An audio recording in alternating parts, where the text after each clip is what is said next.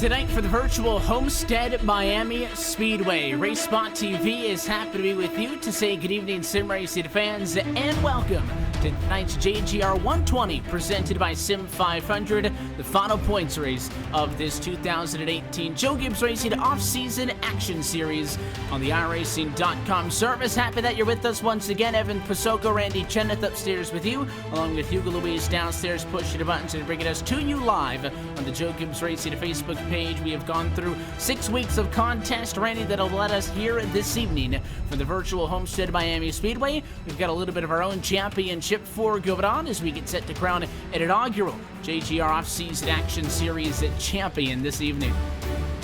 Off season's coming to an end, and that means this season's coming into an end, and it's been an exciting one. So many different tracks that we've seen, so many different cars as well, even all the various Toyota NASCAR machines that we have on the iRacing sim, from the big Monster Energy cars, the Xfinity cars, and of course the trucks, and capping it off here at Homestead. There's no other place I think you can end a NASCAR championship. And when we do give out the points, we are not entirely done this evening. We'll have one more race next weekend. It'll be trucks at Talladega. We'll give you more details on that as the night goes on. But this is the final points race of the season, and it is a 4-driver winner-take-all, just like you would see in the NASCAR Monster Energy Cup Series. And let's introduce everybody right into the drivers who are going to be competing for this one. First up on the list, in no particular order, because again, everybody comes into this tied, is Michael Gast. You'll be able to identify our championship 4 drivers by the red numbers up on the top of your screens and on all the various graphics on screen so you can track them through. But I want to start off with him simply because I think he's the hottest driver coming into this one. Back-to-back wins in the last 2 weeks at Dover last week and Bristol the week before that. Doesn't get much better than that to come into this, I would argue, with all of the momentum. And he's one of our regular Joes in the series, just a student shooting for the $500, and he is fast tonight as well. Yeah, he's currently sitting on the pole of that number 74 machine, and like you said, he made it 2 in a row at Darlington and at Bristol, but Darlington and Bristol are both very, very different racetracks than what we have here at Homestead. Those 2 tracks, even though they look a lot different, and there's, of course, one's twice the size of the other one, they race very similar. The way you actually approach those tracks, I've always found personally that you sort of approach Bristol and Dover the same, but they get a little bit of a mental block there. So will Michael Gast be able to be quick around this Homestead Speedway? We already know he's quick, but will he be able to bring it here first of 4? Who knows?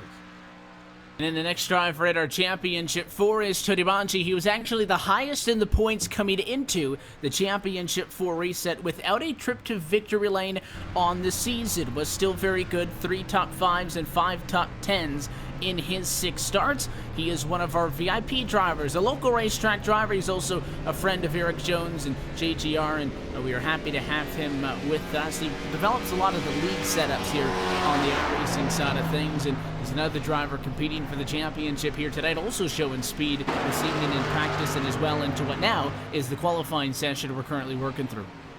Currently sitting 3rd, and that 92 machine, he's been quick all season. Unfortunately, doesn't have a win just yet, but he definitely looks pacey out there, and I could make something of this. Just a 1/10 of a second off your pole sitter, Michael Gast, so that's definitely going to be a little bit of an ace up his sleeve, as he's the 2nd best qualified of our championship 4. And then another VIP driver coming into this one. He'll be behind the wheel of the number 43 Camry in this one, Austin Green. 1 win on the year. It came at what I think was one of the more fun races from COTA earlier on this year on January the 7th. And again, if you maybe just tuned in with us tonight and haven't seen any of those, you can go back, find all of those races here on the JGR Facebook page. But Austin Green, a VIP driver. He's a development driver, and of course, son of former driver David Green. He is somebody else that I think you're going to have to watch here. He's been getting really hot in the last couple of weeks. Thing is with Austin, he's been so aggressive in these cars and in these races in the past. We saw him both at Bristol and at Dover really get into the mix and be very aggressive with his car placement, and that I think might be one of his advantages in this one. One of the things I tend to notice about drivers on the sim, be it on the NASCAR side of things with oval, with the IndyCar guys that we have, or even on the road courses with the sports cars, or even the open wheel, there's a sort of a certain level of the intensity sort of taken down a little bit of a notch for a lot of sim racers. They don't race as hard as you typically see real drivers do. So for Austin Green, if he's willing to shove a nose where some of the other guys may not be used to having a nose shoved, he might be able to just force himself in a position to win this championship. And just to make things fun, with a nice even split of 2 VIPs and 2 average Joes, Steve Gottschalk is the final of our Championship 4 drivers. A retiree out of Connecticut comes into this. I think if you had to choose anybody to be the dark horse, it would be Steve Gottschalk. He is very familiar with running on this iRacing.com service. Comes into tonight with 1 top 5, 2 top 10s on the season. But again, you have to take all of that with a grain of salt, because the only thing that matters is the 80 laps and what is a total of 120 miles between the drop of the green and the checkered flag this evening. And he, just like it seems all of our Championship 4, appears to have a fast Toyota Camry with them this evening. And that he does. I mean, we have all of our Championship 4 in the top 5, so you can't really ask for more than that. But I definitely do agree. I think for Steve, he's definitely the dark horse coming into this one. He's the only one of those 3 drivers. 2 of them have wins, and Tony's in position to potentially get wins. But Steve, it's never been one of those drivers where it's like, wow, Steve really has a very, very good opportunity to win this race. He's always just a little bit too far back, or doesn't quite have the speed in order to do that. So for him, he's going to have to somehow, some way, put it all together in the very last race of the regular season if he has any hope of bringing home this championship tonight.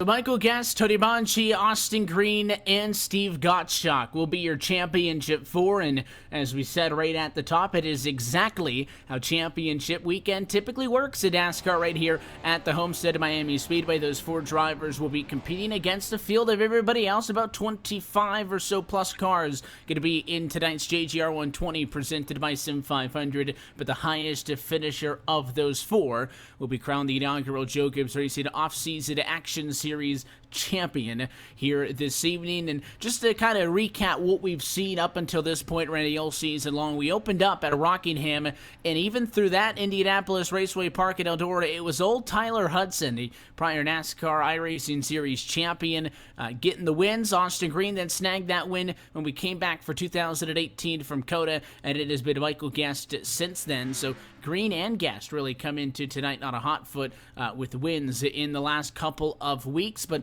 I don't think that gives much of a disadvantage at all to the likes of Bonji and Gottschalk, and that is both what is so good and what some people don't like about this kind of a format. I know that we're going to enjoy it for sure, and it should be a very fun race tonight. Homestead of Miami, we'll talk about it in a little bit. 1.5 mile racetrack, but unlike any other of the cookie cutter ones, it's going to put on a good show. Yeah, Homestead, I will just say it is 100% my favorite of the 1.5 mile racetracks we have on the sim and that NASCAR goes to in general. The quad oval tracks, likes of Atlanta, Texas, Charlotte, they're good, they're nice, but I like the uniqueness of Homestead, the fact that it's a one-off, the fact that none of the other racetracks race quite the way Homestead does. It's just such a fun race to watch races happen. And as we get ready to set the grid here for the final championship round, this is going to be an exciting 80 laps of racing action, I think, Evan. And let's introduce you to how we'll rack 'em and stack 'em. Go Tracksound and take a look at tonight's starting grid. Michael Guest is on pole position. He's the lone Championship 4 competitor on the front row. He will be joined up there by the 98 Jason Jacoby. Then it's everybody else in the title fight. Tony Bonji will start in 3rd, and Austin Green alongside him at row number 2 in 4th. And the final of our 4 Championship 4 is Steve Gottschalk. He will start 5th, so all of our Championship competitors starting top 5. Moving on down the order, Sean Boundy is going to roll off 6th to 66 to Travis Sullenberger. He's been quick the last 2 weeks as well at Dover and Bristol. Look for him to get into the mix. EJ O'Rourke will roll off 8th, Glenn Campbell 9th, and Ty Gibbs, he'll round out your top 10. Bill Hudson will start 11th position tonight. Jason K. Miller is 12th. Brian Boris Cook 13th. Alan Alphonse 14th. And Jonathan Lockhart is P15. Joey Gattina is going to start 16th tonight. Casey Duncan 17th, Don Runkle Jr. 18th. Tyler Hudson, not a good showing from him in qualifying. Starts 19th in this one, and Malik Ray, he will be in the 20th spot. Final drivers as well. Nobody back here ended up putting a time down in qualifying. It'll be interesting to see what speed these guys have. It's Don Roberts in 21st, and Michael Priester in 22nd, Doug Sidley in 23rd, and Gail Brooks in 24th. And final row on the grid tonight, row 13. 25th is Brian Wortman, and Patrick Colby is at 26. We talk about this Homestead Miami Speedway, 1.5 miles in length, progressive banking at 18 to 20 degrees, but the key is it is a straight shot from turn 4 to 1, and of course down the back from 2 to 3. The pace car going to dive down, and as we have it all season long, we're so happy that you're with us at our Joe Gibbs Racing Facebook page and a RaceSpotTV. Let's go championship racing from Homestead. Off and away goes Michael Gast. First time to turn number 1, takes an active lead in the points. Top 4 really separated here. Very passive start here is Austin Green, getting a little wheel-to-wheel action early with Tony Maggi. Through corners number 1 and 2, now bound down this back straightaway for the first time. That 43 car trying to work the top. We know that the progressive banking here at Homestead, you can make that middle and upper groove work, but the bottom groove of the racetrack has not come in whatsoever. No race car has been over it, so no rubber, no heat anywhere on that racetrack. That means geometrically down low is going to be where you want to be. Because of that, Maggi is going to beat Green to the line, but Michael Guest leads the first mile and a half circuit. And again, there is no extra incentive for bonus points here or there. You just have to finish best amongst your championship 4 competitors. And we've got a battle between 2 of them. Austin Green on the outside of Angie still. And Adani 2 actually had an upper hand, but it looked like he got a little bit tight at it too. Checked it up with the 43 still up there. And Austin Green made a convincing charge down the back. Not the best run though. Through 3 and 4 and just barely gets up into the outside wall. You can see some sparks flying off to the right-hand side of the 43 Camry. Edmonji will now win that battle for 3rd. Green still exactly where he started at 4th, seen with Gottschalk back in P5. In fact, no changes. Top 5. First swap out for position is the fight for 6th behind us with EJ O'Rourke trying to get up and around Sean Boundy. And EJ's up +2, so he's moved up a whole row right here. So dude looking good there from the 41 machine. He's going to get underneath the 34, and he's going to pick that spot up. And now he's going to try to reel in that number 91 of Steve Gottschalk. But boy, oh boy, for EJ O'Rourke, it is a big margin he has to reel in there from 5th to 6th place. 7/10 of a second that he needs to reel in to get to that 91. And that 91 machine of Gottschalk is enjoying about a 7/10 of a second buffer, but EJ O'Rourke down in some clean air can try to track him down. Soliderberger also trying to go on the charge. Sean Bounty doesn't want to lose 2 positions early on in this one. To get 80 laps is not a marathon by any means, but definitely a healthy length for tonight's JGR 120 presented by Sim 500. And we got that 66 of Soliderberger on the inside. They've been side by side for about 2 laps. Hard to tell if there's an advantage any which way. That progressive banking allows the outside to really put up a convincing run. The 34, I think, got a little bit too high that time, and 66 inches forward. Not clear yet, though. Might be able to make that top side come in a little bit earlier than we normally expect here. I mean, it's a hot racetrack today. 78 degrees ambient, but it's 104 degrees into the track itself. That's pretty hot for these guys. So because of that, you might see that upper groove start to come in just a little bit earlier than you might normally expect. And it is also a good, field size as well. So you have a lot of cars at a racetrack as well, which plays a factor into how you've got to race one another. And of course, what the racetrack is going to see. Even though, again, this is all in the virtual world, the iRacing dynamic track model does a very good job of mimicking what you would see at a racetrack on any given Sunday.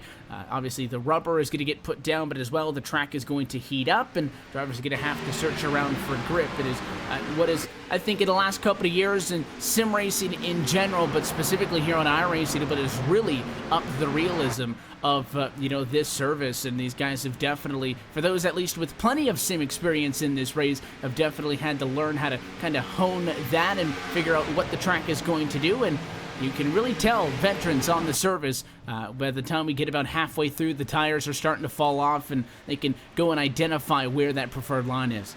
That's one of the big things that iRacing has been working on the past few years. You're absolutely right.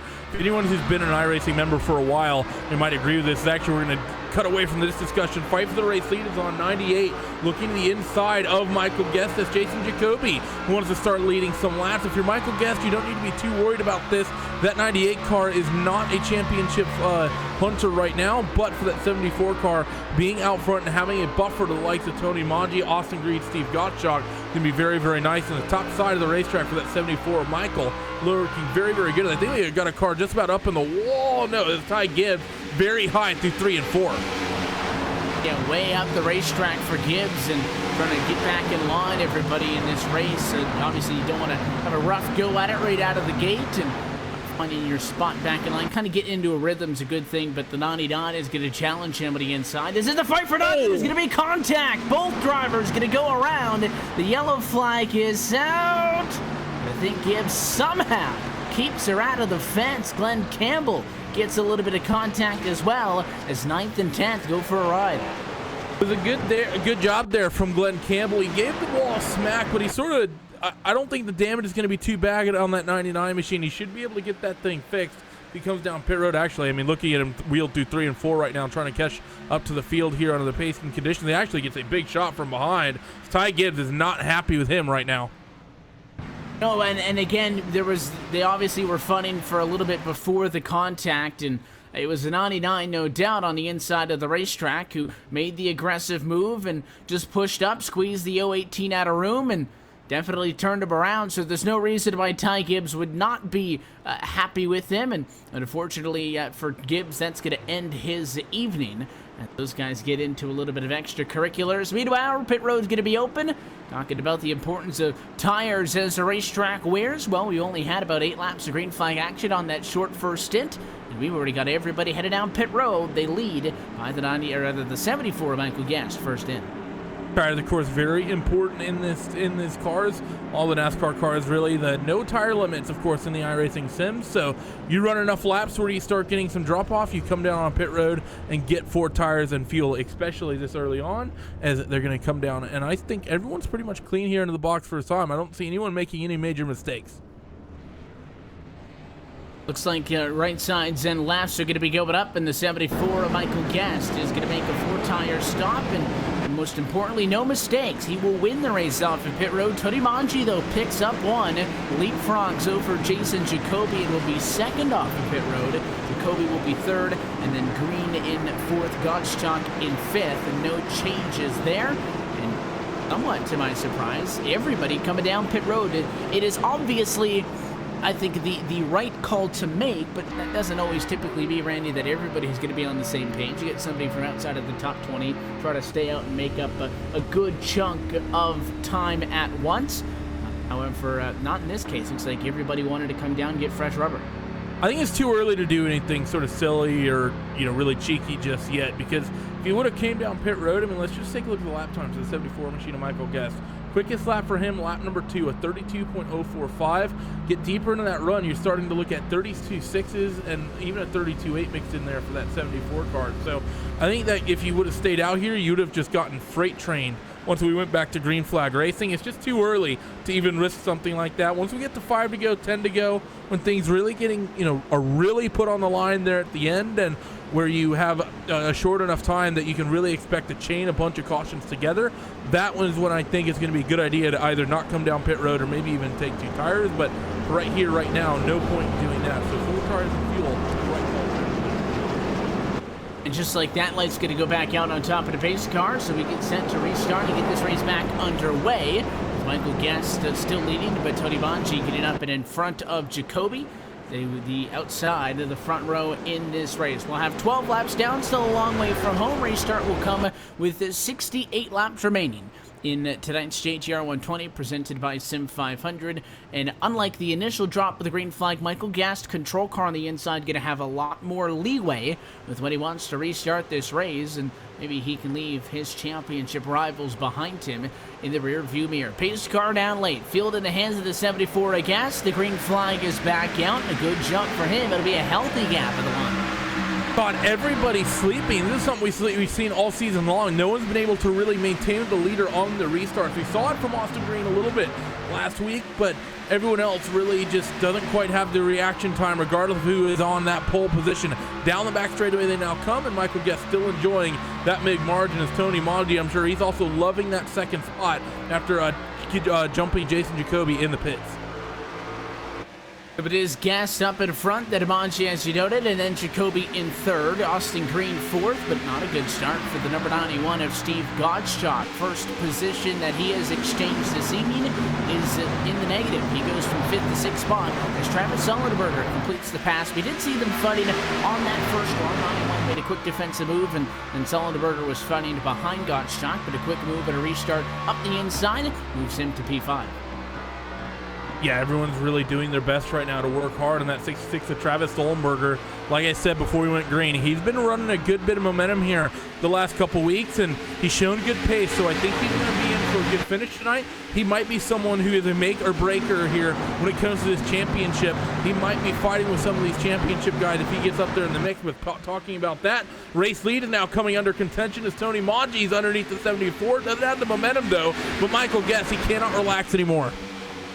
No, you can't sit back and relax. You got to get up and on the wheel, and these guys are going to keep pressure on you, but especially off of a restart. If you're that close to somebody, this is your opportunity to make something happen. No need to sit back and kind of hang out, especially with what's on the line for your championship 4. You have to be up and on the wheel from the get-go, and the top 3 just cannot get off each other. Jacoby looking at a 92 Amanji that time, nothing cooking.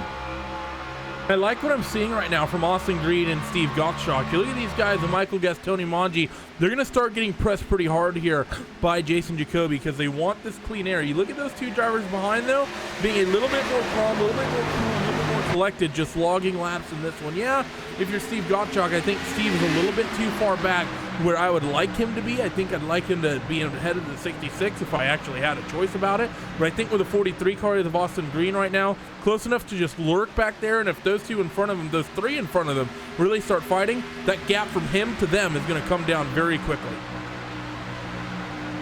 Anytime you get side by side with somebody else, you're slowing yourself down. That's a big reason why Guest was able to get out to a good gap in that first run, is the guys behind them were fighting, and that's how you get kind of a group of 3 or 4 cars stacked up. Starting to see people stretch their legs out. 24 of the 26 cars who started this race still scored on the lead lap, with the exception of Ty Gibbs, who's behind the wall, and Glenn Campbell, who is 1 lap down. Those were the 2 drivers that got into it in turn number 2 to bring out the one and only yellow so far to this point. I think single file, though, inside of the top 10. A little bit of a challenge for 9th position right now. Tyler Hudson has already gone +9. Not even the biggest mover, though. In front of him, Malik Ray's gone +12, who runs in 8th position. And way up the hill goes E.J. O'Rourke, and it is no longer a fight for 9th. Give it to Hudson. It's easy for for Ty as he gets around EJ here as they now run in towards 1 and 2. So I think EJ just maybe getting out of the way a little bit because that 01 machine is hooked up and quick, and he started from the back in this one. He's one of the quicker cars out there on the racetrack. Now setting his sights on that 1 machine of Malik Ray. Like you said, the biggest mover. We got a car around in the grass down on the inside of your back straightaway. 17th to Casey Duncan somehow just gives the wall a kiss. Not going to have major damage on that 17 car as he just got loose coming off 2 and lost that machine. Well held by him, although I don't think he was completely in control of that. I think he was just hoping for the best, and somehow he got it. And that grass makes it so difficult to slow down. He turned the car to the right, he gassed it up, and just a kiss on the left rear quarter panel. But Casey Duncan, no yellow as we stay green. Very close call at a 2, and that almost looked like a picture-perfect recreation, Randy, what we saw happen to Glenn Campbell when he was on the inside of Ty Gibbs. Just a little bit loose at a 2. Luckily for the 17, there was no car on his outside. Yeah, I think you're right. It's just one of those things where Glenn Campbell, he almost got that car saved, but he over-rotated and snapped up the racetrack. That 17 machine, we just saw him get loose and he spun down the racetrack, which is, you know, just unfortunate for him. Maybe he would have liked the car up there because maybe he could have leaned on them a little bit, maybe to get that car underneath them. But regardless, that 17 machine, he's going to be a very, very happy camper that all he's going to have really is a bit of damage on the left rear quarter panel and on that back cover as well. So for him, just going to be happy there's no major damage. The reround, we kind of hit the reset button up front. Everybody catches their breath from that one, and it is still gas at Amanji 1-2. They have stretched away from Jason Jacoby. He's almost a second off, but isn't really under fire himself. Got a little bit of distance back to Austin Green. But Travis Sullenberger, maybe the best driver right now, top 5. He wants another one. Got a spot from Championship 4 competitor Gottschalk on the restart, and he wants to get another one from one of our Championship competitors right now. Green, though, good job using that very upper line on the exit of the corner to power back by. Something tells me that these guys far from done. Yeah, I think you're right about that. We've seen these guys be part of battles really for the past month of racing here in the Joe Gibbs Off-Season Action Series. We saw him race at Coda. We've seen him race at Bristol, seen him race as well at Dover. As Austin Green, he gets a big wiggle coming down your back straightaway, and that's going to allow Sullenberger to reel him in back just a little bit. Not close enough to make a move, but that 43 machine here burning off the rear tires, and that seems to be the thing everyone is fighting with, Evan, is rear traction, specifically off corner number 2. I haven't seen any big wiggles off 4, but corner number 2 seems to be the big trouble spot right now. Yeah, calamity corner so far this evening, and lucky that we've only seen one actual full incident come from that so far to this point. Oh, race leader tagged the wall. Michael Guest, 74 off corner number 2. Just as we're talking about it now with 92 Amanji, he's going to look low through 3 and 4. He wants the race lead, and I think he might get it down along the bottom. 74 though, top sides back to the gas first out of turn 4, not leaving a whole lot of room for him. And Guest will not win the race at the line, but he's still in this. And I think we saw the 74 kiss the wall earlier tonight, showered a couple of sparks to the guys behind him, but that was a lot more contact that time. Really checked him up, and now that Tony Bonji's on the inside, he's not going to be able to get the job done. He had that one shot right when the 74 got the wall, but Michael Guest was so good to not let that rattle him, to get right back into it, and he defends his race lead, but he's feeling the heat for the 92 car, who I'm sure will try to make another move again. And now you're almost looking in that rear view mirror more often, and you're almost self-conscious about not making a mistake. And if you're too focused on being perfect, that doesn't tend to work very well for you. It really is how it is right now. I mean, to quote philosopher Eminem for that 92 Tony Mungy, he had one shot and one opportunity, and he was not able to make it stick. And you're right, for that 74 machine, he made that little wiggle. He's going to be happy he didn't lose the race lead, but the fact that he just made that mistake is going to make things very, very nervous for him. And it all just sort of depends. There's some drivers who can make a mistake like that and immediately move on. Other drivers maybe not as strong mentally, and that one little mistake will start leading into more and more mistakes as they start trying to push for that little bit, or they may even try to get a little bit too conservative as well. Kobe and Green now, find themselves in completely different places. We talked about when you get side by side, you lose time. Well, the race leaders were pulling away from Jason Jacoby last time we checked in, after the escapade with the outside wall and the fight between the 74 and the 92. Jacoby's right back there as well again, so the 92 Machida can't solely divert his attention up front. He has to keep an eye on the number 98 Machida behind him. Then it is quite a big gap. Austin Green is 4th position. It's where he started, it's where he runs, but that's 2.1 seconds. So in general race context, but as well amongst our championship 4, Guest and Amanji in best position at the moment. Guest, I told you, came into tonight with back-to-back wins, riding all the momentum. Meanwhile, Tony Bonji looking for a first win right there, P2. What a race it would be to do it here as you're in a championship contending situation. Get a win tonight and you'd be able to get yourself crowned champion. Nice if you can do it just based off one car I'm keeping an eye on, though, that 01 machine of Tyler Hudson. We mentioned the fact that he wasn't the biggest mover, and that was Malik Gray. Well, now you can hand it to that 01 machine as the biggest mover, as he's up 13 spots right now and reeling in the likes of Sullenberger, Green, and Jacoby. These drivers that you've been talking about, those 3rd through 5th, about a tenth, half a tenth or so off your race leaders. Hudson is matching your race leaders. That number 01 machine, I think, is going to make short work of that trio of Jacoby, Green, and Sullenberger. And if we get a yellow that resets the field, the 01 of Hudson, he might be a heartbreaker for these championship contenders as well. Well, there's no doubt that Hudson, somebody got to keep an eye on. 3 wins back to back to back to open up the season, and with the assistance of only 1 yellow, has gone those plus 13 positions. Last time by, he was a tenth of a second faster than your race leader. A fight a little bit further back. Steve Gottschalk under fire from the 23 machine of Jason K. Miller. Miller had the nose at the line last time around, but Gottschalk is trying to get back to him. Doesn't want to fall a 3rd position, but he will. Steve Gottschalk started 5th. He is 8th at the moment, the lowest of the championship 4. You know that Steve is not going to be happy about that. 23 car, though, he's going to be ecstatic about picking up that spot and moving himself into that 7th position. Not going to be able to reel in that 01 of Tyler Hudson, I don't think. But speaking of the 01 of Tyler Hudson, says knock knock to the rear deck lid of the 66 of Travis Sullenberger. Looks to the inside through 3 and 4. Does that iRacing NASCAR Peak NA3 Series champion, and he's going to have the 66 clear before they're ever off the corner. Next in line, going to be championship contender 43 of Austin Green. How quickly will that 01 car be able to get that hooked up and around him? And on the outside of the racetrack, the 43, again, you really just have to kind of bank on using that momentum, but the 01 machine just looks so good trying to get through the pack. He tucks in line behind the number 43 for the moment, then looks to the inside. You can definitely tell, though, as we said, as rubber gets put down, as the racetrack heats up and the tires fall off, you will see the experienced drivers on the surface nowhere to go. Austin Green, obviously a very experienced driver in a real race car, but it's hard to compete against a NASCAR iRacing champion like Tyler Hudson, and he's pretty much staying down low as everybody else, moves up and down the racetrack. He's staying pretty much there, and it's working out for him. He gets side by side in the fight for fourth. Still door to door, and I was going to talk about the fact that bottom group was coming in pretty nice, but 01 Machine Hudson not quite able to make it stick. Looks a little bit better down there this time, though. Will he be able to make the move on Austin Green as they work down the front straightaway here?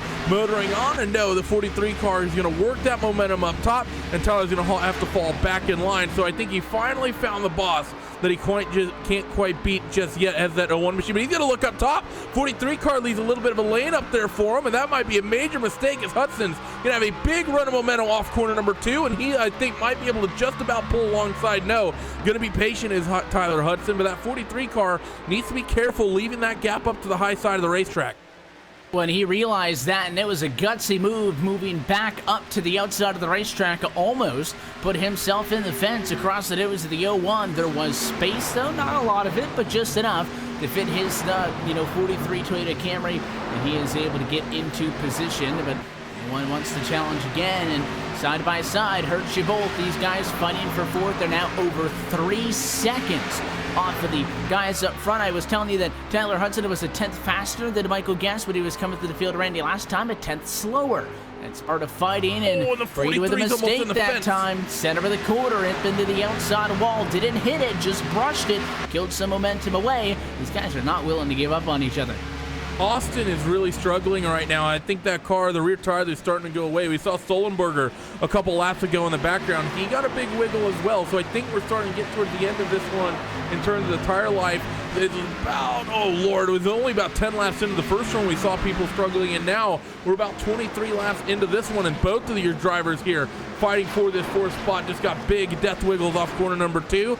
Through 3 and 4, are they going to be able to hold on to it this time? Down this front straightaway, they're going to come. 01 machine's going to get clear. No, he's not. 43 machine, good job up top, getting a good run of momentum. Is going to make Tyler Hudson have to still work at it here as they get themselves down low. But they've been basically saving these cars off corner number 2 every single time around this racetrack. Come on to the back straightaway. Once again, 43 does a good job to keep it underneath them. And finally, for the 01 machine, he gets on to by, and you could see the 43 was really pushing that car. Not that Tyler Hudson isn't driving hard, but you see Austin Green go way up the hill again. He was pushing at this end of the racetrack, getting pretty loose down at the other end of the racetrack, and really working to try to keep Hudson behind him. I think the inevitable ends up as Hudson picks up yet another position, now plus 15 on the evening in fourth spot, but that cost him about a second to the race leaders. Now 3.4 seconds off of the top spot, where the leaders have spread out. Michael Guest, Tony Bongi, Jason Jacoby, 1, 2, and 3, with about 8/10 in between each of them. That 43 machine of Austin Green has got a big wiggle off 2, and I think he just brushed the wall through 3 and 4. I think Austin is just overdriving the car right now, and it's just sort of one of the big things in talking about experience and the different levels of it between the 43 and the 01. One of the big difference makers in these cars on the iRacing sim is tire conservation. The 01 machine, he's out there, and I think he's quickest on the racetrack by a pretty good margin right now, second quickest in fact. But you look at that 43 car, so dominant the first 10-15 laps of this run, and I think he's just officially burnt him stuff up because we've seen him fight loose off 2, and he's been super tight, pushing way up the racetrack through 3 and 4. Now the 66 is Sullenberger wants to take that final spot in the top 5. And he's putting up a convincing case for it for the 66 car of Sullenberger. He's only gone out one spot from where he started, but it did involve passing a couple of cars. Again, Austin Green, the next driver in his sights, and you have to wonder with how hard Green was pushing it, did he eat away at those Goodyear Eagles just a little bit? Good defensive run that time, but at turn number 2. But as we come by this time to take the cross flags point with 40 laps down and 40 laps to go, the heat of the battle still on in the fight for 5th. The question has to be for these guys, when do you come down and take tires? I think you're going to have to get fuel at some point regardless. The 43 still trying to just hold on to that race car any way he can. And really, I mean, that has to be the big deciding factor right now. Is it 68 laps on a run? And that's going to be really pushing it. Not sure if these guys can do it on fuel, and I don't even know if they can do it on tires, if they can even do it on fuel. We'll see how far they're able to stretch it, but as we cross the halfway point in tonight's JGR 120, presented by Sim 500, let's take a look at our iRacing Midway Race Break, brought to you by iRacing, the leading online racing simulation developed from the beginning as a centralized racing and competition service. iRacing organizes, hosts, and officiates races on virtual tracks all around the globe, and in the fast-paced world of esports, iRacing is a one-stop shop for online racing with officially sanctioned series with the likes of NASCAR and more. And as we say that, there's contact in that ongoing fight for fifth. Sullenberger is going to hang on. This will shuffle up the top 10 as we get a look top to bottom. Somehow we're not under yellow. Michael Guest will lead this time by the line with 38 laps to go. Tony Manji is second of the championship for right now, P2, and then Jason Jacoby just now getting passed by Tyler Hudson to put Hudson third and Jacoby back to fourth. Then you have the third highest ever championship for drivers. Austin Green is fifth at the moment. Jason K. Miller is sixth. Travis Sullenberger falls to seventh after that contact in turn two the last time around. Steve Gottschalk, final of the championship for competitors. He runs at eighth at the moment. Brian Boris Cook, a good pickup to ninth, and Alan Alphonse rounds out your top 10. And actually, just talking about that number 10 before we get further down the order, he's coming down pit road, so that might be an indicator of we're seeing people opting for green flag pit stops really early here. Michael Priester's in the 11th spot. Don Roberts is in 12th. Patrick Colby in 13th. Gail Brooks 14th. Joey Cattina 15th. Jonathan Lockhart, Doug Segman, Casey Duncan, Don Runkle Jr., and EJ O'Rourke round out that top 20. And the rest of these drivers as well, laps down, 1 lap down for 21st, Sean Boundy, and 22nd position, Glenn Campbell. 2 laps down is Brian Ortman, 23rd, and Joe Hudson in 24th. And then 2 drivers have gone behind the wall in this one. 25th will be the end of the night for Malik Ray, and Ty Gibbs will end the night in 26th position. That's been a look at your iRacing Midway Race Break. For more information on the wide variety of sim racing possibilities online, you can visit iRacing.com to sign up today. Big group of cars forming up just as we let you know where everybody in the top 10 sits. Austin Green and Jason K. Miller was challenging, but not anymore. Pit stops will continue as the 23 hits pit road and going to take that access road through the inside of 3 and 4. And actually, another talking point 91 machine of Steve Gottschalk. He's going to be the first of our chase contenders to come down on towards pit lane. And the 23 machine has got it all sorts of wrong. Jason Miller ends up half spinning there on the entry, gets it back underneath them, lost a bit of time, probably about 4 or 5 seconds, but luckily he didn't hit anything. And just looking at the lap count for the fact that this is important, look at Steve Gottschalk here, beginning of the run, 32.4, 32.5, end of the run, 34.4, 34.5. The yellow's going to fly here at Homestead, not sure what for, but this might bury a couple of our contenders down a lap. You're on pit road, or if you just got off of pit road, not ideal timing for you. It was awesome. Caution. And he's got a lot of damage as well. Hard contact, and it was he, and it was on his own. Turn 2, strikes again, and we get a second look at it here. He was under attack, and I didn't say that he was over driving it, but you could tell when he was fighting off some of these guys, he was really driving it hard, and that time got a little bit too much out of it. Got the fence, the 66 was right there, and Austin Green could not recover, and that was a pretty big hit to the inside, and the yellow flag comes out. It's one of your championship 4 competitors, Austin Green, who has got a very torn up 43 Toyota. I think that's going to officially be the first of our pro drivers here officially done and out of it. So unfortunate for Austin Green. We saw him though through through turn 2. He's been like it all night, hasn't he? Just trying to constantly save that race car to get it back underneath him, just constantly chasing loose. And that time, I mean, it almost looks like the car was just loose to tight to loose to tight to loose to tight, and that eventually just got him up into the wall because he was endlessly sawing at the wheel.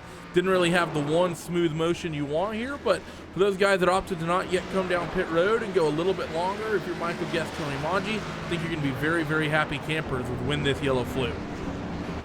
Green obviously down pit road to get the car fixed, but everybody else is going to come in to complete what I assume was to be shortly scheduled service. The 74 in and out, second time tonight. He leads in and out rather off of the pit lane, so this is not going to affect Guest much at all, but a lot of drivers staying out. I think all of them looking to get their lead lap status back. A lot of guys trap laps down. Yeah, huge amount of guys trapped laps down. That's one of the big things about doing the short pit. That is what you risk. Normally the advantage goes to the short pitters, especially in a race like this. You wouldn't have quite enough time to really warrant a long run, so coming down as early as possible is always the thing you generally want to do. But there is that bit of, oh Lord, I hope things go my way, because if it doesn't, I'm trapped a lap down, and that's just the end of my night. And while I may not have been involved in the wreck, in the end I pretty much would have been. This kind of hits the reset button. We just kind of recapped everything at the halfway point, but now you have to pick up the pieces. And you know, if you got caught out on the strategy, it's a rough break for Gottschalk, who's going to be about 16th position by the time he gets the wave by. But you know, aside from Austin Green, who was obviously the incident, and I'm not going to say his night's done, certainly, but he's on pit road, and I don't think he's going to have a car to compete for the championship for win this evening.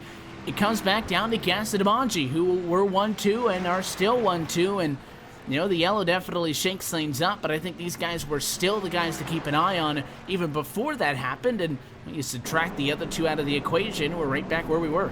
Yeah, I mean, really that is the situation, but I will say there's one thing that has changed. That 01 machine of Tyler Hudson is going to be on new tires, and he's going to be right next to your race and championship leaders in this final 30-lap run.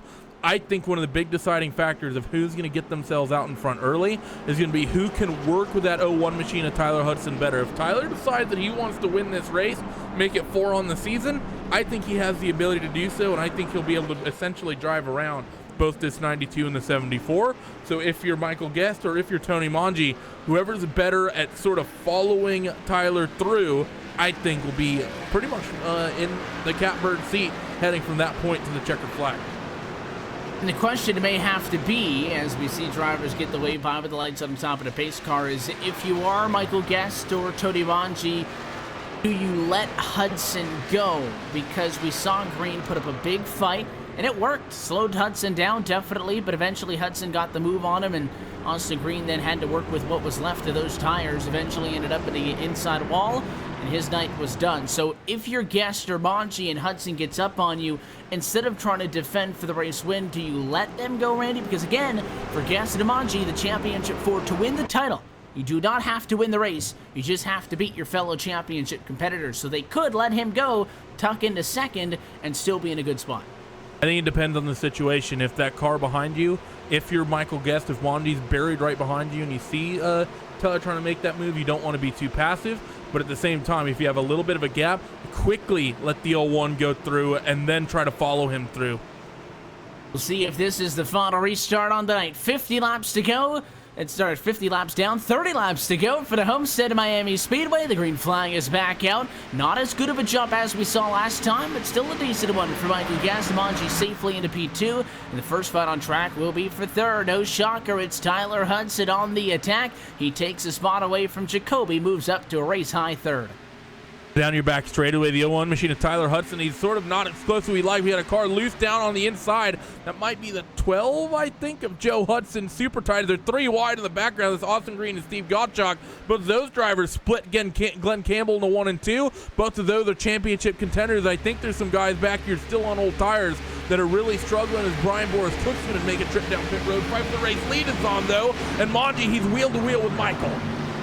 Fight for the race lead and the lead in the championship as well as Manji comes up the inside. A little bit tight that time, but in 2.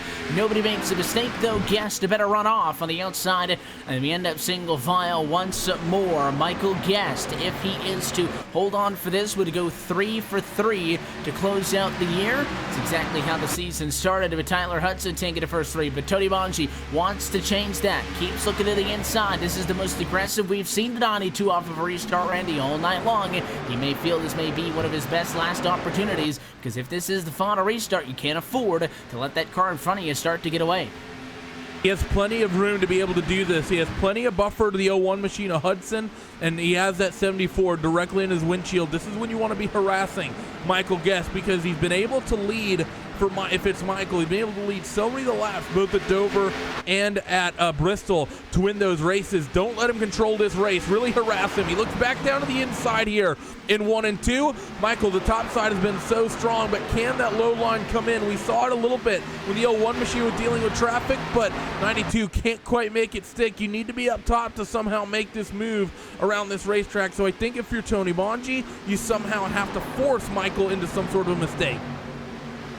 And just consistently putting pressure on him is a good way to do that. And not that it's going to be an easy task to force Michael Guest into a mistake, but anytime you can take that guy's eyes off of the racetrack in front of him into the rearview mirror, you are doing your job. Meanwhile, Tyler Hudson, who was able to get to third rather quickly, is not storming up on these guys. Last lap's, in fact, slower than the top two. Bongi really tight that time, though, coming onto the corner. Almost put himself in a fence. A good save. It'll cost him only a car length, surprising, as he probably kept the foot in it. Yeah, that was well done as Monty. I think he was tight to loose, trying to keep that car off the wall. Did a good job keeping it underneath them. I think Tony might actually be the quicker of these two drivers. He immediately reeled that gap back and in, but just can't quite make it stick on the offline. They're going to get around the 43 machine of Austin Green. He still has heavy damage, and he's going to be watching those guys go by, thinking what could have been. Do they come back down your back straightaway here for the 56th time out of 80 tonight? Still, that 92 machine is lurking in the rearview mirror of that 74. And this is exactly how you want it to go. You race for a good season, you use the championship for format, and sometimes it doesn't really work out, but we're in for a treat here. You want the top two on track funning for the race win to be funning for the championship as well, and that is exactly what we're seeing. Now inside of 25 laps to go for the virtual Homestead Miami Speedway. Hudson falling off, still third. Jacoby fourth. Soliderberger wrecking behind. Problems at the back straightaway. Tyler Hudson is involved, and so is Austin Green. Not sure what happened on this one as he went down the back straightaway, and Austin Green just sort of drove it into the wall. He was going down the backstretch far out of turn number 2, which is where we've seen a couple of the incidents happen this evening, and Green gets into the outside wall, and Tyler Hudson, who was looking for a series best 4th win tonight, was right there. They get into each other. The yellow flag comes out, and you rack him and stack him again with another yellow flag. Yeah, that one's still really weird. I don't know if that's distraction for the 43 machine, but he was still on the straightaway, never turned in for the corner. I don't know if he's looking at a black box or what he was doing, but he drove that car all by himself into that outside wall. So unfortunate there for Austin, and wrong place, the wrong time for third place runner of Ty Hudson. It brings everybody back down pit road, and just as we were maybe thinking that was going to be it, we get set to do it again. And as the age-old saying goes, cautions breed cautions. Nothing's to say that we might not have a couple more of these late race restarts, which also tend to make things nice and interesting late in the going. Drivers are on pit road, though. We'll see what happens. It's been perfect so far this evening for the 74 Michael Guest. Twice in, twice out as your race leader. We will see if maybe somebody makes it up, doesn't go with 4 tires. A very short run since the last time drivers were on pit road. Guest into the number 1 pit stall, all the way down at the end of pit road. Right side's going to go up for tires. Looks like he will stay for full service. Left side's going to go up as well. It'll be a 4-tire call for your race leader. And he wins the race off of pit road again, nice and handily. I know it doesn't seem quite that exciting as Monchi barely hangs on to second, but being that consistent on pit road, critical to where Michael Guest is tonight. Yeah, I think it's still a little bit too early for these guys to have made a 2-tire call. I think that if we get about an 8 or 9 lap run and get another caution in this one, I think that's when the whole 2-tire or maybe even staying out strategy is going to come into play. So I think right now, if I'm Steve Gottschalk, I'm not really worried. I know I don't really have the pace to pick up a bunch of spots right here, right now, but if we run about 10 laps and we end up getting a yellow, I think that's when I come down, or I just basically stay out. No matter what happens, I do not come down pit road, regardless of what happens. It has to be a quick turnaround, though, to this next yellow, because if we run too many laps under green flag here, Evan, we're going to be in a situation where there's not enough time that everyone would ever think about coming down pit road. So for Gottschalk, I don't know, what would you say the magic number is in terms of laps that need to be run? Would it be 5? Would it be 7? Well, it's tough to tell, and again, we really haven't seen anybody up until this point mix things up with a call like that. I still think that, you know, obviously, and not a controversial thing to say, that Gaston and Bonji are in the best position here. And, you know, with Tyler Hudson out of it now, do we see a Sullenberger, do we see a Jacoby or a Brooks jump into this thing from 3rd, 4th, and 5th position, or is it going to be mano-y-mano up at the front of the field? But I think that Steve Gottschalk, we talked about how he was the dark horse into tonight. He's only one spot outside of the top 10. If he's able to get that little bit extra, he'd be looking for just the 3rd top 10 on the year. So he's had fast race cars, but he's been that little bit short compared to the likes of Gaston and Bonji, especially Gast, who's been victory related. Bonji, as we said at the very top of the evening, highest in the points without a win headed into tonight. So I think unless we see a mistake out of those guys up front, Gottschalk going to be a little bit too far back. You can never say never, though. Still 20 laps to go. That's a 4th of this race left. Yeah, and really that's one thing you have to think about. And of course, the fact that these guys up front, they've been racing each other really hard, especially Manji on that last little run, sort of really firing shots across the bow of Michael Gessen. It's not really out of the realm of possibilities, is it, that those two come together, especially the way the tires have slowly started to die off on these cars, people fighting loose. Very, very possible that these guys go wheel to wheel into one, and one of them makes a mistake off corner number 2 that collects them both, and Gottschalk might be able to get a championship here by default almost. Yeah, and you know, that's, I think, what he's got to be hanging on to. And even if he was up in 4th or 5th position, I think you'd be in the same boat. If you don't have the straight speed to compete with those guys, you need something to happen. But that is what makes this format so exciting, is just because it was into tonight 4 drivers with a shot at the title. Doesn't mean we only went on the racetrack with 4 drivers fighting for the title. And that goes in kind of case to the point with what we've seen with some of our championship 4 drivers mixing it up with the other guys out there. Is this is still a race. Everybody's got a fair shot at it to go for the race win.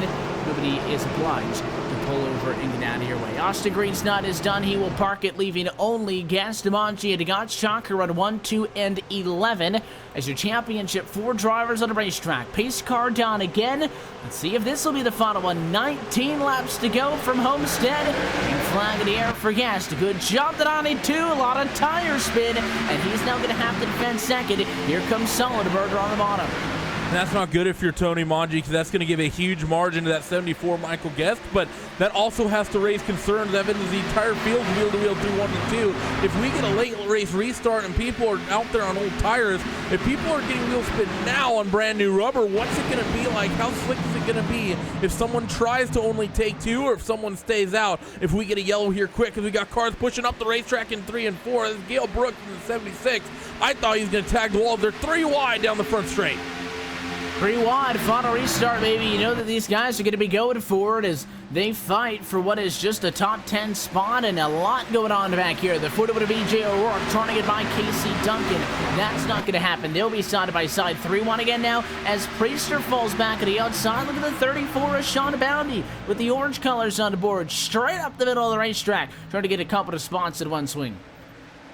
Really throwing his hat into the ring here. The Sean Bounty trying to work this middle groove of the racetrack, and I think he's got it done because that driver up top, 64 of Priester, he sort of just gave that spot up, and that opened up the top side for Bounty to be able to pick up the throttle early, and he's able to make 2 in 1 go. Fantastic move there by Sean.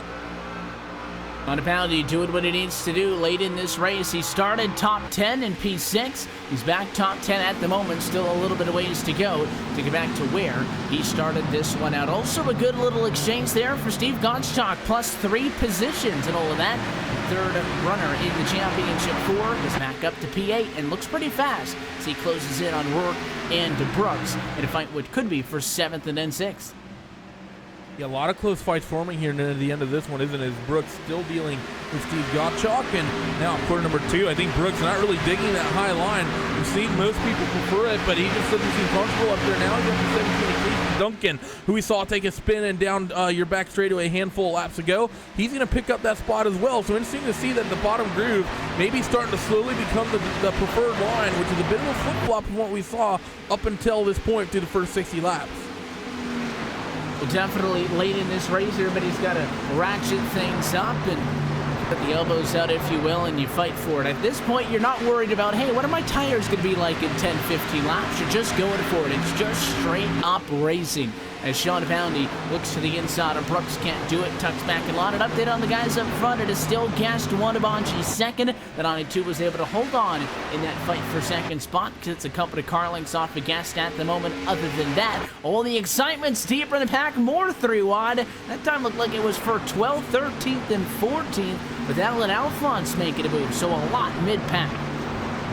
Be sure this championship fight's here amongst your race leaders, because the way these guys are racing in the midfield, like they're the ones running for $500 here as they work themselves down the back straightaway. So these guys being really aggressive and really pushing themselves really hard, which is always great to see. Meanwhile, the guys who are really racing for the money up front, Evan, being nice and calm, cool, and collected with each other as we're approaching that 10 to go mark, and Manji reeling in that 74 has really closed the gap under a tenth of a second at the line as he had that nose shoved right up the rear tailpipe of that 74 Michael Guest.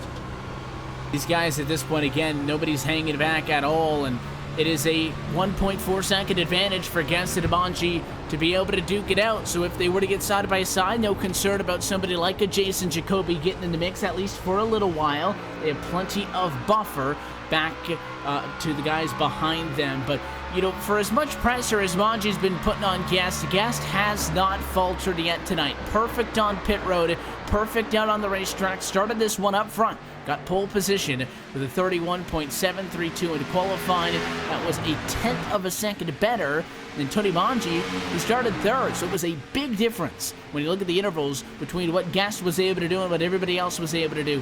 Do we see the 74 finally crack under the pressure, this time by 11 laps to go, and we get down to 10 and then 9 and then into the single digits? You cannot let yourself think about what you're fighting for and psych yourself out. That's really the big thing, but how could you not? As the 92 goes to the bottom, Michael Guest up top. It's the first time we're seeing different lines taken from these drivers in quite a while. No attempt being made at making the pass from Manji, but I think just trying to see what he's got down along that inside groove, and looking at, like, to me, like he lost about half a car length right there, Evan. I think if you're Manji, you're not going to be very satisfied with just happened to you down low, but that time through 3 and 4, both drivers take that bottom groove. And for the 92, he's in an interesting spot because if he follows the 74 Guest, he'll be able to keep pace with him.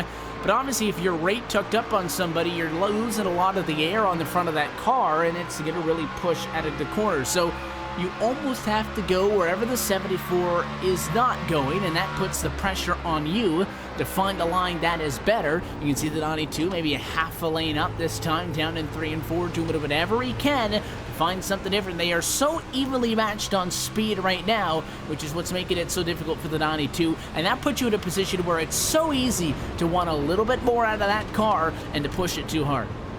That's really the big thing. We saw the 43. It didn't really do that. Pushed really hard through the first half of this race, and look what happened to him. He ended up burning his stuff up. He was struggling with the car off corner number 2, and eventually got to the point where he was just plowing into 3 and 4 every single circuit around this 1.5 mile racetrack in Homestead. As these guys are still so tight together for these top 2 spots. They've been so patient, specifically the 92 with Tony Manji. It would be very easy to get over your head and throw a silly move here, and that is definitely good to see just from the mental state of a driver. It's not that they're feeling rushed. It's always good to feel like you have time rather than you have to get something done right here, right now, even if the lap counter is starting to dwindle.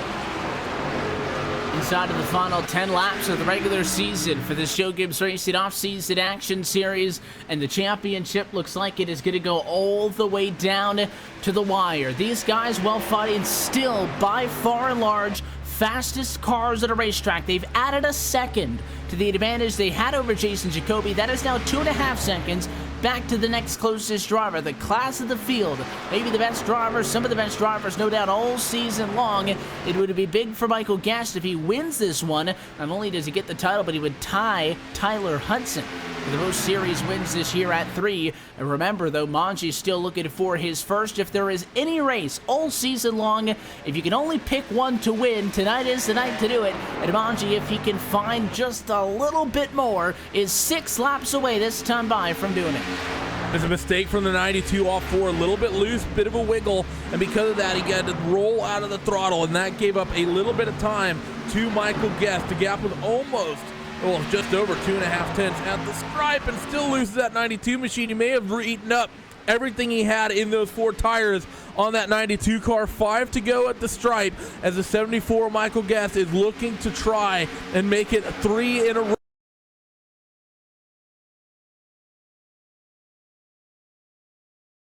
Things 5 laps to go.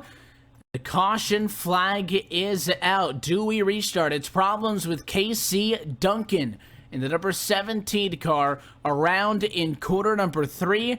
We'll get a second look at a RaceSpotTV replay in a moment, and interestingly enough, it started in turn number 2, just got sideways, got loose, pulled up in front, and tagged Alan Alphonse at a 44, who was no part of that originally. He ends up at the outside wall. We've got 3-4 cars torn up in a wreck that spanned the entire back straightaway. Yeah, the 44 of Alan Alphonse, that 17 car in front of him, just got loose and was pretty much losing the car all the way down the back straightaway, and he just sort of kept his foot in it. Sometimes the worst thing you can do is lift, but I think that might have been one of those situations where I would get on the brakes a little bit and let that car check up in front of me. But for Alan Alphonse, I think he was hoping that he'd get down to the bottom a little bit more quickly, because he's sort of sluggish getting down there when that 17 came back up. Meanwhile, for the race leaders, what do you do? Michael Guest appears that he's going to stay out, but Tony Bongi is showing down pit road as he rides on the access road. Does he pit? Do they both stay out? Tony Bongi will pull back up, and they want the track position, no doubt. The interesting thing about this is with no extra time to be added, Randy, these races typically end with a yellow inside of 5 laps to go or less, but with this one coming to 5 to go, we're probably going to get a 1 or 2 lap shootout. Yeah, that's basically going to be the situation. It's just going to be a couple laps to the end. No way anyone's going to come down pit road. We talked about the fact that for Gottschalk, if he got a yellow early enough, that he might be able to jump a bunch of cars on strategy. That's not going to happen. So for him, he needs to somehow, some way, hope that something out in front, something big can happen. All we can do now is sit and wait on the lights on top of the pace car to tell us what is going to happen. The guys up front, would they like tires? Absolutely. But I don't think that, and I think it was the right call for them not wanting to come down, get the tires to fight with each other. But I think most importantly, you would definitely have drivers staying out just wanting the race win. And as opposed to being able to fight for the championship amongst each other up front on old tires, you'd have fresh tires, but you would be mid-pack, and we have seen that part of the racetrack. On that last run specifically, Randy, the guys going 3 and 4 wide. That is not a situation you want to be in. Yeah, like I said, it's the mid-pack looked like they were the ones running for all sorts of money here in this one, and really most of them just trying to get some bragging rights, get up as many spots as they can, and it is just a situation now for if you are any of these drivers, if you're Michael Guest, Tony Bongi, and really all those guys in the background, this is for all of it. This is going to be the last restart on the season. Just be a very short run to the end. It'll be 1 lap, I think, if we get the restart. So for them, all of it's on the line here, and if you're the 92 of Tony Bongi, can you get it done? And remember, we saw people struggle getting on the throttle at the last restart, specifically that 92, Evan. Will he be able, on old tires, be able to get that power down? That's going to be the key, and we saw Bongi struggle last time on the outside. It allowed a challenge to come up the inside by Solidberger and Jacoby, who were there on the second row, but he was able to fend it off. He did get back up to Guest, but you cannot afford to start at a disadvantage. We will find out if this restart is going to come with 1 lap to go shootout, or if this race is going to end. All eyes rather on the lights that are on top of the pace car this time by. Survey says lights out as we take 2 laps to go. We are going to have a 1 lap, 1.5 mile shootout for not only the race win, but as well for the series championship, with Michael Guest and Tony Bongi to fight for it on the front row. I can't think of a better way to end a championship. Can you 1 lap shootout, old tires? Really going to have to be careful with that right foot. You can't just stomp it, otherwise you're going to have fun watching that driver who started next to you roll off into the distance. Have to wheel it like you're running in the NHRA, really, and really, I don't know who to pick. Tony struggled on the restart, and 74 machine, he's been so strong, it might give the edge to Michael Guest, but either of these guys, and any of those guys even further down the order, might have a chance if calamity happens. And we are about to find out who wins this one, who takes the championship, and how we finish off tonight's race. From the Homestead Miami Speedway, pace car to head down. Once you get to the white flag, there are no yellows. At that point, next driver to make it to the start-finish line will take home the checkered flag. Here we go. Guest on the inside. Control car Monch on the outside, but it's not just them. Everybody's got a shot at the win. Green flag in the air. Guest with a fantastic start as Monchi falls behind. There's a big pileup behind, but we will stay green, of course, to the finish. But your mid-pack guy struggling on traction. Second place goes to Jason Jacoby, so the 92 Amonji has to somehow through 3 and 4 pass a car and reel in the 74 Michael Guest. I don't think he can do it. The 74 just needs to be safe through 3 and 4 for the final time. Jacoby would be above first, so I don't even think Tony Monchi is going to be able to get back up to P2. The tire spin hurts him, and Michael Guest is going to go 3 for 3 to close out the season, but he is going to be the average Joe who takes the championship as he wins tonight from Homestead and becomes your inaugural Joe Gibbs Racing Off-Season Action Series champion with a win here tonight.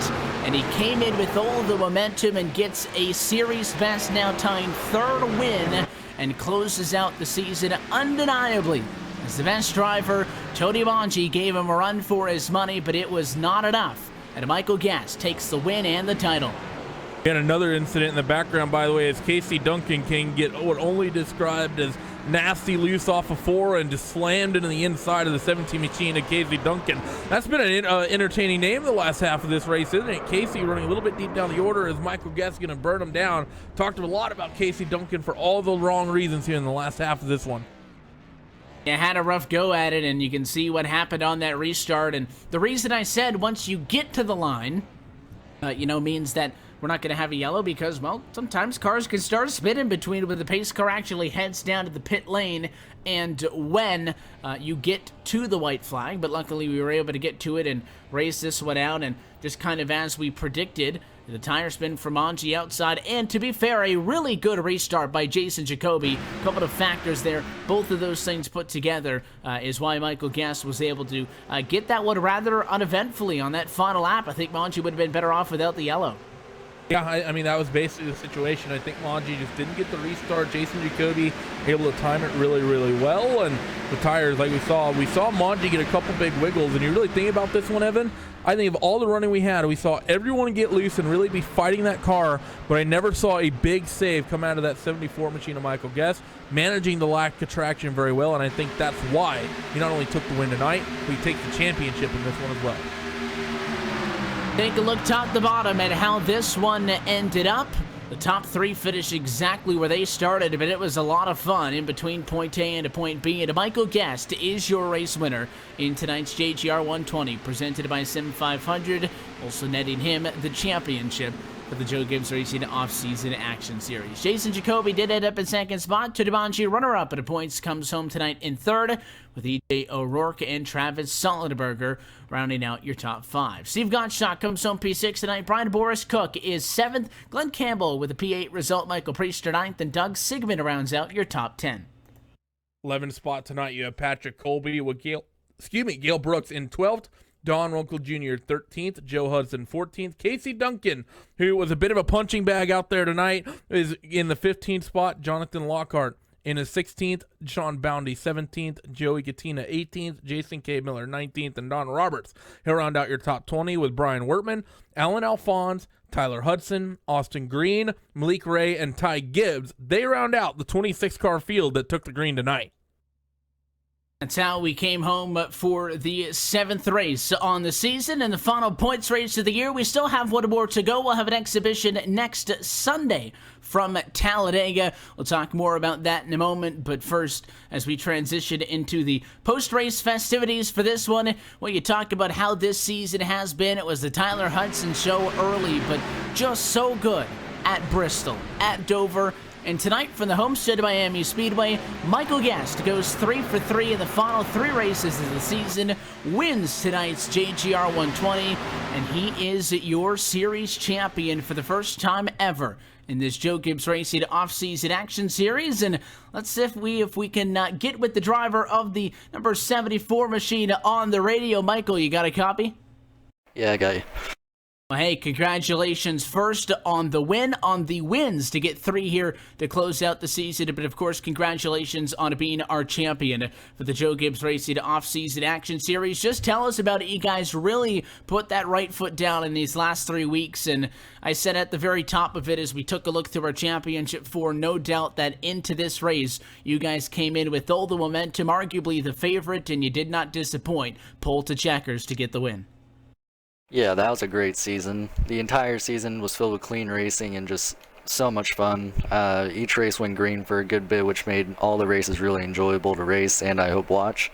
And my competition in that race, Tony, mainly was just, it was a great race. It made me sweat the entire time thinking about it. Obviously, at the start of the night, you know the task that's going to be at hand. It is 4 drivers, the winner take all. But of course, the non-championship competitors were a big factor in this one. You guys started on pole, and you really never looked back, but hotly contested many a times. Before that final yellow, I mean, Tony was right on your inside, taking a peek there. And, you know, what was the approach into tonight, and how do you guys feel you executed? Yeah, me and Tony had a pretty good race with each other. I was a little bit slower on the short run, I think, to where Tony, I think he could have gotten by me, or at least raced me really hard there in the last couple laps had it gone green. And when we got the long runs, I was able to pull it a little bit when I was able to use the high side, because when I was using the bottom, I was just getting really loose off and I was losing a lot of time with it.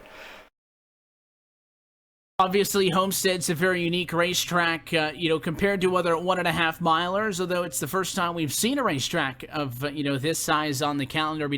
I enjoyed, you know, the variance in the schedule and whatnot, but for you guys to be able to win at the short tracks and get the job done here at Homestead obviously shows that you know what you're doing here, and as one of the average Joes in this series to take the championship, I know has got to feel pretty good. Yeah, the diversity with all the cars and tracks, it made it really hard to be competitive each week, and you had to put the work in to do it. And like I said before, luckily with all these guys, we're able to get clean racing in, and when you're able to do that, you're able to learn a lot during the race, and it just makes for a better race overall. This league is definitely the best that I know. It's always had great racing when I race it.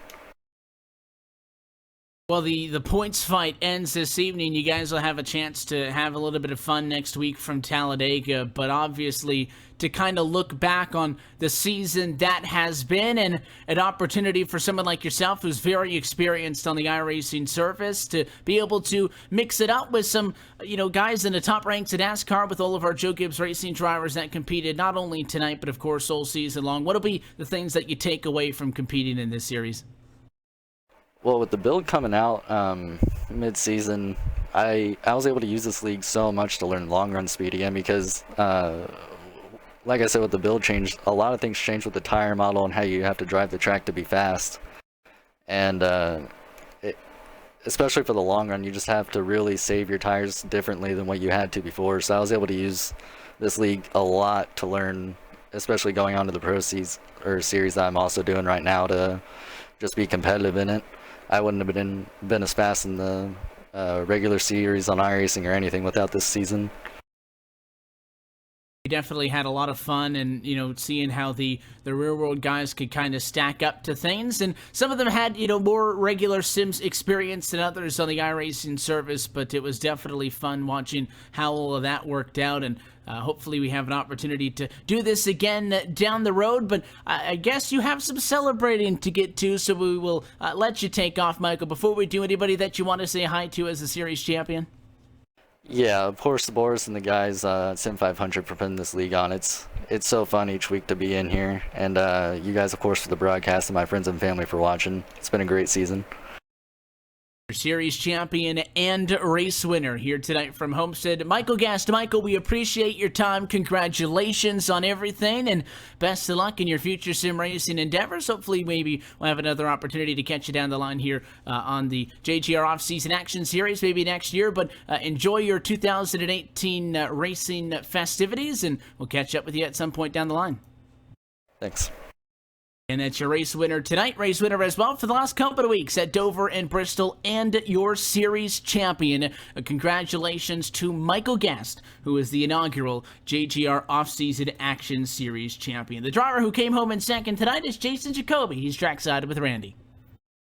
Yeah, I'm stood by with that second place runner of Jason Jacoby. Jason, it was an entertaining race tonight. A lot of tire wear came into this one, I think, especially with the run we got at the end with a caution to bring it home after one lap. How slippery was that racetrack and those rear tires once you had to get on that throttle pedal with 1.5 miles to go? You're exactly right, Randy. It was pretty slippery, man. I'm so surprised I was able to get by Tony at the end there, because those guys have just been so superior on restarts. Look at last week at Dover and then this week here. They're just so good on the restarts, so good at saving tires. As you saw, Michael and Tony just drove away from me there, and Tyler caught and passed me, and Tyler had a good shot of the win too, I know. And anyway, I'm just so grateful to be in this series, and shout out to everyone watching on Facebook or my YouTube stream, Dr. Codis. This is just so cool to be here, and it was a lot of fun. It's cool to get by Tony on the last lap, although I kind of didn't want to get in between the championship fight there, so I'm sorry for that, but it was still good to finish second. Don't apologize that you made a mistake up top. You had a chance. You have to go through it. That's your gig as a racing driver. But it's a good, strong run from you, Jason, to bring this championship home. It was really quiet. We were just so focused on the championship that I think we didn't do a lot of talking of that 98 machine. But starting up front the way you did, we talk about you as maybe being a heartbreaker for this championship. And like you said, you may have broken the heart of the 92 of Tony Manji when you made that pass on the 1 and 2. But before we let you go, Jason, any shout-outs, and who would you like to thank after a successful run here in the off-season action series? Thank you, Randy. I'd like to thank Joe Gibbs Racing and Sim 500 for this really cool thing going on here, especially everyone watching on Facebook. Viewers are most important here, and just thanks to everyone for watching. And my stream, youtube.com/jjacoby88. Thanks especially to everyone watching on there and so supportive. Huge congratulations to Michael Guest on the championship, and thank you guys for the great interviews and broadcasts as always. Appreciate it, guys. All right, Jason, we hope to see you at some point in some of the iRacing endeavors. I'm sure we'll catch you at another time, but you have a good one, my friend. Yes, sir. Y'all too. It's going to go back over to Evan, and I believe, Evan, you're going to be stood by with third-place runner and second-place man in the championship. That's going to be the 92 of Tony Manji. And one of our VIPs in this series put up a good fight. Tony Manji ends up third tonight. We're trackside with the driver of the 92. Tony, congratulations on not only a good race tonight, but a good season. The unfortunate thing is the stat that was coming into tonight will remain true coming out of tonight. Highest in the points without a win. You gave Michael Guest just about all he could handle there, but a couple of late race restarts, and especially that last one on the old tires, wasn't able to get the job done. But how was this one for you guys, starting up front and really being in it all night? Yeah, it was such a blast being able to battle it out with Michael. We had so much fun, at least on my end. It was just amazing. Just kind of, going tit for tat there. Every single run, we'd be pretty close. He figured out that high line early on, and I kind of struggled there on the bottom trying to keep up with him. But we kind of traded back and forth, and in the end, he got us. He deserved it. He had an awesome season. Congrats to Michael Guest. And everybody here, Steve Gottschalk and Austin Green as well. We all had great seasons, and it was so much fun battling with all these guys. And we had a great run tonight, too. I'm excited, but at the same time a little bummed. But you know what? We'll move on, and it was a great season for sure. You look back on the season that took us to so many different kind of racetracks, the more NASCAR staple markers like tonight at Homestead, Dover, Bristol the last couple of weeks, but also the Rockinghams and the Indianapolises, Eldora and Coda. It's been so fun for at least us on the Sundays being able to watch what you guys have been doing, but from the perspective of the driver behind the wheel, what was it like all year? It was amazing. You had to be so versatile this year because so many different racetracks popped up. We'd be at Rockingham one week, and then, Lucas Oil Raceway the next, and then Eldora, 3 completely different racetracks. But, it was really, really fun from a driver's perspective because you really didn't know what you were going to get up until you were racing and practicing for that week. So it was a lot of fun. It definitely challenged. It was very challenging for any of us, I think. And it was a blast, to say the least. Obviously, you're going to look back on this one and question what it could have been, but I think, as you look back to the last couple of weeks, Michael got 3 wins to end off this season, and Pretty hard to go up against a guy like that. Was there any specific point in this race that you look back on as the turning point where, if things might have gone a little bit differently, then maybe you'd be holding the trophy right now? I kind of felt like if I would have been able to run the top a little bit better earlier on, maybe I could have made a run at him. Because it seemed like he was beating me in 1 and 2, and I could beat him in 3 and 4 majority of the time. So if I was able to get that run off of 2 and be able to pass him through 3 and 4 potentially, kind of seemed like my option, and that's where I was kind of trying to set him up for there at the end. But those restarts bit me, and you know what? That's on me. That's right on the driver. But I learned from it and move on. But it was a fun race, and I had a blast. We had so much fun covering this. Hopefully, if we're being a little bit selfish here, we'll have an opportunity to watch you maybe try to go and get some redemption if we do this again sometime. But we appreciate your time, Tony. We'll let you get out of here. Anybody you want to say hi to, though, as we wrap up a fun season? Absolutely. Got to thank my sponsors, Best Overhead Doors. They sponsor me in real life. And the owner of that company, Greg McKinney, spotted me and was on the crew chief box there. And Driven 4 Communications was also on the car. Got to thank Toyota, JGR, Boris for having me, and of course Sim 500, the whole league. Everybody did a great job. You guys in the booth here at Race Spot, it was amazing. Thank you guys, everybody, for a great season. We had a lot of fun. We appreciate being a part of it. Tony, thanks for giving us some of your time. Again, congratulations on your result here tonight, but as well, second overall in the points for the season. Hopefully we'll have an opportunity to catch up with you down the line. Thanks so much, Evan. As Tony Bongi comes home third tonight, it is good for second in the Joe Gibbs Racing Offseason Action Series points for this inaugural 2018 campaign. 2 more drivers standing by trackside, Steve Gottschalk and as well Boris Brian Cook, and Randy Kenneth is going to have a microphone in their face in a moment. First, though, caught up with your third place finisher in the points. I'm stood by with Steve in that 91. Steve, you came in, and I think of the 4 drivers that we had in this chase of Michael Guest, Tony Mongi, Austin Green, and yourself. You were definitely the dark horse of those 4, and well, you end up third in this one. You did a good job bringing that car to the finish clean. It didn't get home clean because you got caught up with Solenberger, who lost it coming across the stripe, but you at least made the 80-lap distance without much damage on that 91 car. How was it out there tonight? It was about how I thought it was going to go. I tried saving tires early on, and it kind of felt like right at the end of that first 10-lap run that I was starting to catch some of those guys. But unfortunately, then we had a caution come out, and then I didn't do quite as well on the next run. I think I lost a couple spots in there, and it was hard to gain ground after that. And then you guys probably saw. I was talking to my spotter, and we decided to pit a little bit early. Thought that might be the right strategy since saving tires didn't seem to be working. And I pitted, and the yellow came out right while I was sitting in my pit stall, which put me back to 16th, and I had to take the wave around. So that pretty much killed me. Yeah, I got a handful of drivers that got caught up by that caution. We did indeed notice that you were one of them. And one thing as well, Steve, I want to just ask about. Saw drivers all night really struggling off turn 2. We didn't see people so much struggling off 4, but I think all of our accidents tonight came as this incident coming off of corner number 2. What is it about that end of the racetrack coming off 2 that was so difficult about getting off of 4 tonight? The setup was kind of push loose off both turns, and if you didn't do enough of your steering before you started to exit turn 2, as you got close to the wall, if you were steering too much, the back end would come out, and it was really hard to catch once that happened. Well, thanks for joining us, Steve, and thanks for putting on so much good racing in this championship that has brought us from the end of 2017 in towards 2018. And before we let you go, Steve, any final shout-outs, anyone you'd like to thank in that 91 car? Yeah, a bunch of shout-outs. First of all, thank you guys for the broadcast. I want to thank my spotter and crew chief tonight, Brandon Wilkinson. Kept me calm and did a really good job of keeping me informed and helping me make decisions, which is a big deal for me. Want to thank my teammates, both in the race and not in the race, Don Runkle, Kevin Pearson, and Jason Swan, who run Steel Horse Racing, and missed Rhett McBride tonight. I think he should have been in the top 4, but unfortunately he had bad luck last week.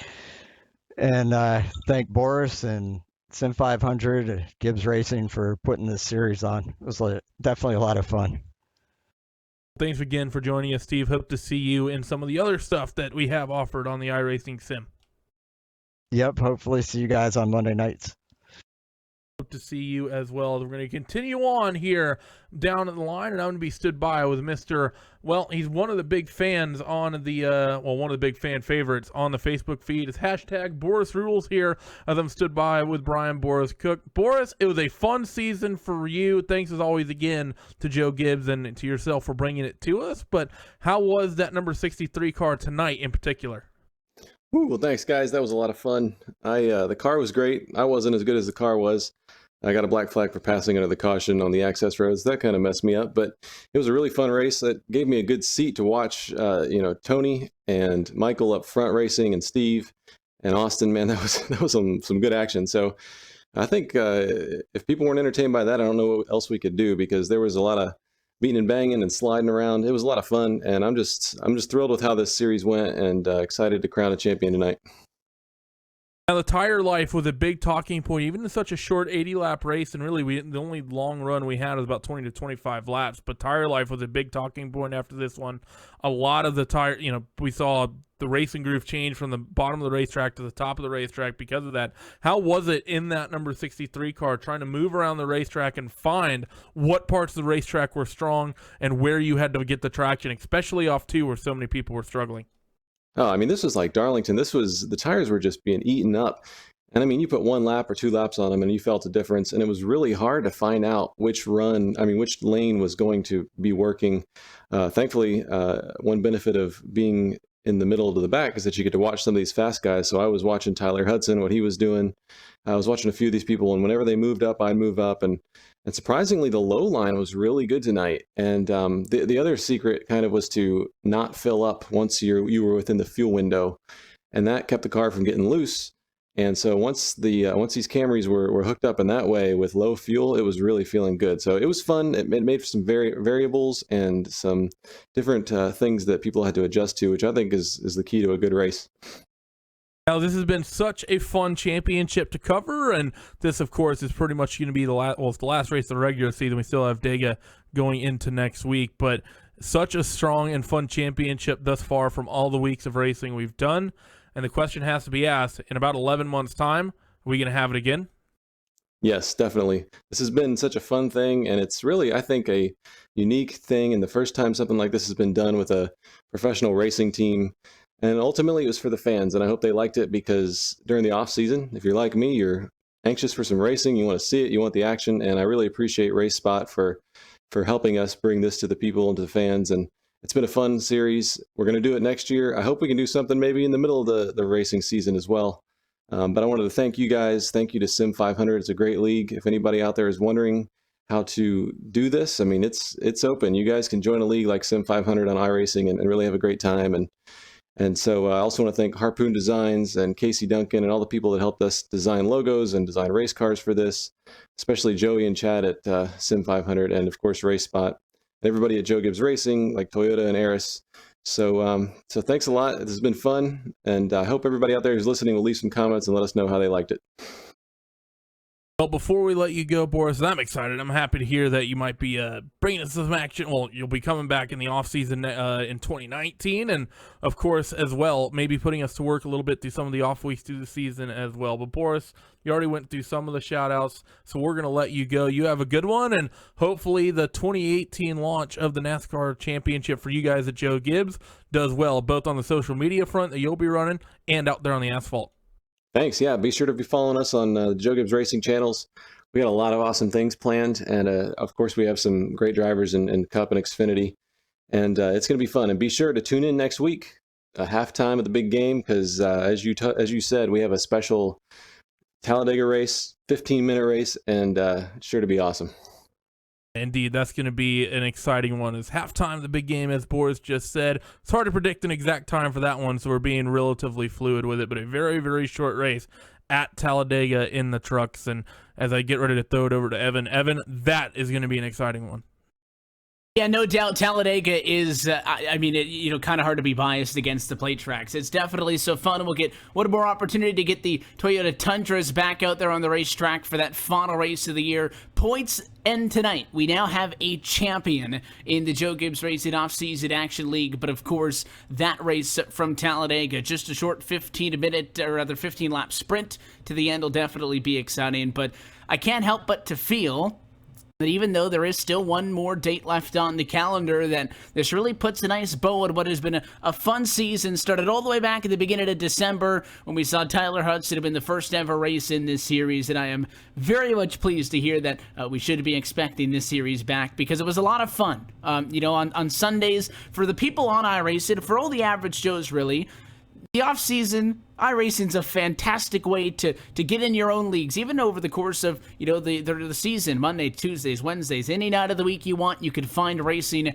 on the iRacing.com service. But I think that, for some of our VIPs, the Joe Gibbs Racing drivers who competed in this, thanks to them for being a part of it, but I think a fun way for them to kind of tie in their Sundays on the off-season, and hopefully there's plenty of this stuff still to come. Yeah, and that's the big thing I think for anyone who's watching who wants to get into this and say, I love racing, I want to get involved, but going racing for real is expensive. Doing this is so much fun. Getting in the car, and there's so many different types of things that runs around the clock, so it doesn't matter what your schedule is. What's that? You work nights and have to run at a weird time? Chances are you can find something that will scratch that racing itch that'll go at a time that you're available. Might have to be something more European. You might have to do some road course racing or some rallycross, or maybe even just get your hands dirty on the dirt. The Australians love the sprint cars in particular. Big community that runs that, so it doesn't matter what time zone you're in, doesn't matter when your availability is. This is just so much fun, and you can get out there and do so many different things, running from the real NASCAR-style cars to Indy cars to doing big major endurance races like we just had the Daytona 24 last week, and you get up there pushing and shoving on the plate tracks. Just so much fun and so much variety we get on this iRacing sim. You have both the asphalt, dirt, and oval, obviously for NASCAR style racing on the oval side of things, and your typical road racing, anything from open wheel to some of the older vehicles as well as on the iRacing service, and then on the dirt side of things, oval and road now as well, with the institution of rally racing and of course dirt to oval racing, whether it be in a late model or a sprint car. There's so many different ways you can get involved, and you can get more information on all of that at iRacing.com. But just to kind of tease what we will see in about a week's time, Randy, from Talladega, as I said, the trucks will be back one final time. That will be the last race of this Joe Gibbs Racing Off-Season Action Series for the 2018 campaign, and it's only 15 laps at Talladega, not a lot of time. That one should definitely be a barn burner. Yeah, that's really the situation. The format of it, of course, it would never work as a points event because just 15 laps, no cautions. It's just the entire intent of it is to squeeze something super exciting into that halftime show of the big game, and that's going to be the thing that everyone's really I'm super excited for it. It's going to be crazy. I've never seen, I've seen Carb Cup go there and be a little bit exciting, but this is going to be something so much different with drivers of this level trying to push so hard over such a short time span. Going to be a good one. And we hope that you are with us next Sunday during the halftime break there, the big game, to join us. But of course, to wrap things up for us here tonight, another big thanks to everybody who has made this series possible. Of course, first and foremost, the guys at Joe Gibbs Racing for putting this on, and the folks over at Sim 500 Racing League for hosting and organizing things on the iRacing side of things. You can find out more information with them at sim500.com. Of course, harpoondesigns.com for creating all of the paint schemes that you saw on track here this evening and every single week, and some of the partners at Joe Gibbs Racing, Ream Root, and of course Aris High-Speed Modems for helping everybody getting hooked up and into the service on a weekly basis. That does it for us here tonight, though, on behalf of the entire team on our side of things at RaceSpotTV, for Hugo Louise, Will Vincent, myself, Evan Pasoko, and Randy Jennett, as well as our partners at the Sim 500 League and Joe Gibbs Racing for making all of this possible. We want to thank you for tuning in tonight and congratulate your race winner. We've been saying his name a lot recently, but Michael Guest gets his third straight win, and he is your series champion for the first time ever. You can stay up to date with everything JGR, of course, with the racing season begins on social media, as Brian's going to be headed everything over there on Twitter at Joe Gibbs Racing, and right here where you're watching us on Facebook at facebook.com/Joe Gibbs Racing. The series will return next Sunday for one final time on February the 4th in the evening during halftime of the big game as we go racing from Talladega Superspeedway for the final time. That race and every race of the Joe Gibbs Racing off-season action series can be seen right here live on the Joe Gibbs Racing Facebook page and RaceSpotTV. Until next time, thanks for tuning in and good night.